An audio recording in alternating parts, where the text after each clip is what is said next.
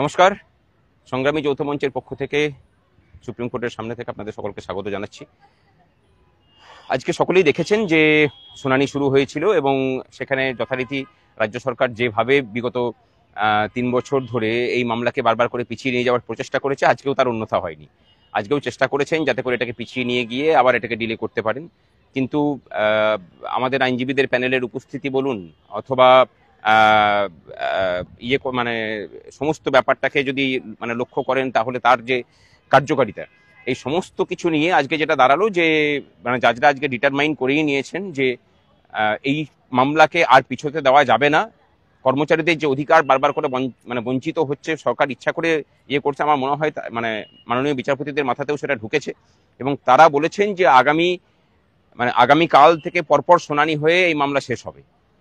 আগামীকালকে শুনানি হোক, আমাদের পক্ষ থেকে আইনজীবীরা সম্পূর্ণরূপে তৈরি আছেন এবং এই বিশ্বাসটা নিয়ে পরেই আমরা ময়দানে নেমেছি যে এই মামলাতে আমরা জিতব।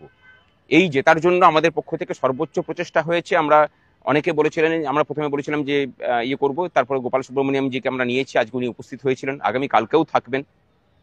কিন্তু এক্ষেত্রে একটা বড় ব্যাপার যে ওনার মতো আইনজীবীর ফিজ জোগাড় করার জন্য আপনাদের কাছে হাত আগেও পাতা হয়েছে, এখনো পাচ্ছি। এটা যদি কন্টিনিউ শুনানি চলে তাহলে কিন্তু আপনাদের সহযোগিতার প্রয়োজন। মানে এই সহযোগিতাটা শুধুমাত্র খুব কম কম করে দিয়ে হবে না, হাত ভোটে না দিলে পরে এই পরিমাণ ফিজ তোলা সম্ভব নয়। সেক্ষেত্রে আমাকে ওনাকে তাহলে মাঝপথে ছেড়ে দিতে হবে। আপনাদের ঠিক করতে হবে যে কোন পথে আমরা হাঁটবো। আমরা জানি যে কর্মচারীদের কাছে আছে, সুতরাং কর্মচারীদের কাছে হাত পাতলে আমরা পাবো। এখনো পর্যন্ত আজকের মতো ফিজটা আমাদের ডিপোজিটেড আছে, সুতরাং সেটা মিটিয়ে দেওয়া হয়েছে।